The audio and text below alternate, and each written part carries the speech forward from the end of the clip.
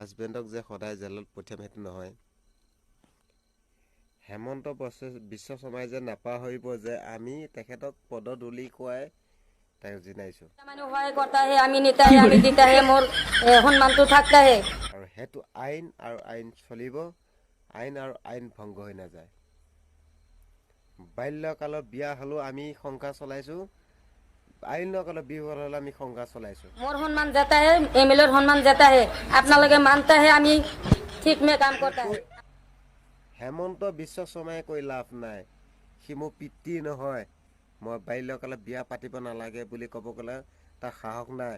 তাৰ বাপেকৰ যদি 32টা দাঁত যদি আছে, ক'ব দিবি সাহ যদি আছে। नहीं देता है, আমি नहीं काम करता है, ठीक में काम करता है, अपना लगे काम करता है, আমি থাকता है। আইন কি? আমি তাক জিনাইছোঁ, ৰাইজক চাবা লাগে। যদি নাচাই কৈ দিছোঁ এনেকে,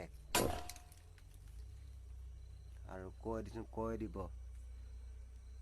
তাক এনেকে জিনাইছোঁ আৰু এনেকে তাক আমি শিক্ষা দিছোঁ হেমন্ত বিশ্ব শৰ্মাক।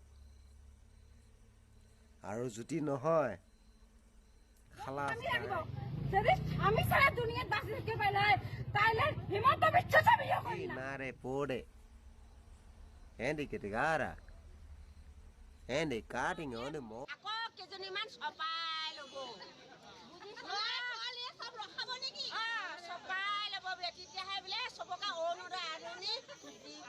ডাঙৰীয়া, আপোনাক এটা কথা অনুৰোধ কৰোঁ, যিসকলে নেকি কম বয়সত বিয়া পাতিছে তেখেতসকলক জেললৈ লৈ গৈছে, আৰু যিখিনিয়ে নেকি সময়মতে বিয়া পাতিছে তেখেতসকলৰ কাৰণে কিবা এটা উপায় কৰক। টকা 20-30 হাজাৰ টকা এটা দি তেখেতসকলক সহায় কৰক। আৰু যিখিনিয়ে নেকি পাতা নাই সিহঁতকতো আৰু দিয়ক, সিহঁতক মাহিলী পেঞ্চন হিচাপত দিয়ক।